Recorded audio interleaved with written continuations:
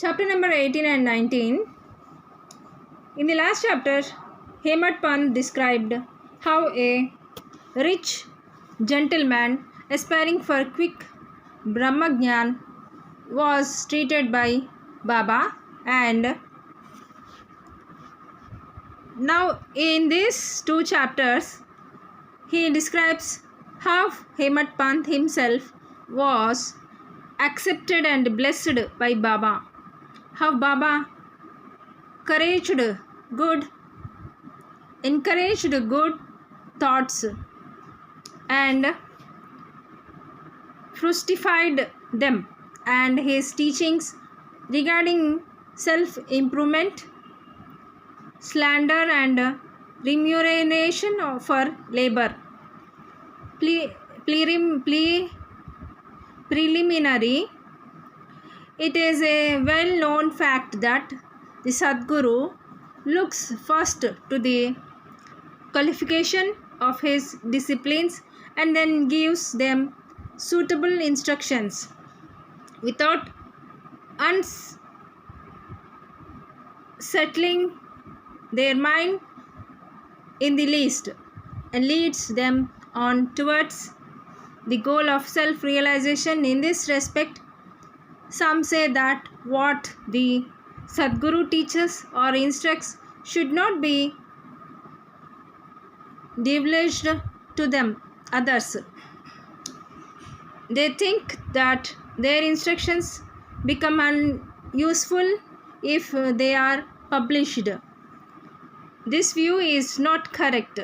The Sadguru is like a monsoon cloud. He pours down profusely, that is, scatters widely his nectar-like teachings. These should enjoy and assimilate to our hearts' content, and thus serve others with them without any reservation. This rule should apply not only to what he teaches in our waking state, but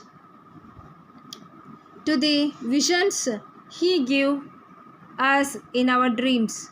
To quote an instance, Buddha Kaushik Rishi published his celebrating Ram Raksha Stotra, which he had seen in his dream, like a lovely mother forcing bitter but beneficial medicines down the throats of their children for the sake of their health.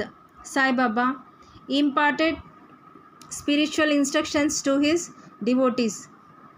His method was not veiled or secret, but quite open. The devotees who followed his instructions got their object. Sadgurus like Sai Baba opened our eyes of the intellect. Longings of devotions. When this is done, our desire for sense objects vanishes.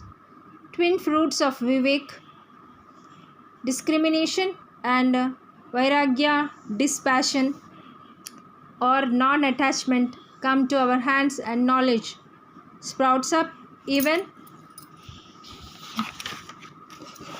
in the sleep. All this we get when we come in contact with saints. Sadguru serve them and secure their love. The Lord, who fulfills the desires of his devotees, come to our aid, removes our troubles and sufferings, and makes us happy. This progress or development is entirely due to the help of the Sadguru, who is regarding as the Lord himself.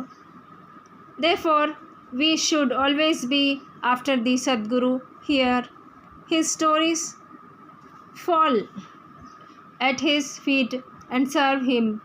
Now we come to our main story. There was a gentleman named Sate, Mr. Sate, who had attained some publicity many years ago during Crawford regime, which was put in trade. Other adverse circumstances gave him much trouble and made him sad and dejected. Being restless, he thought of leaving home and going out to a distant place. Man does not generally think of God, but when difficulties and calamities overtake him, he returns to him and prays for relief.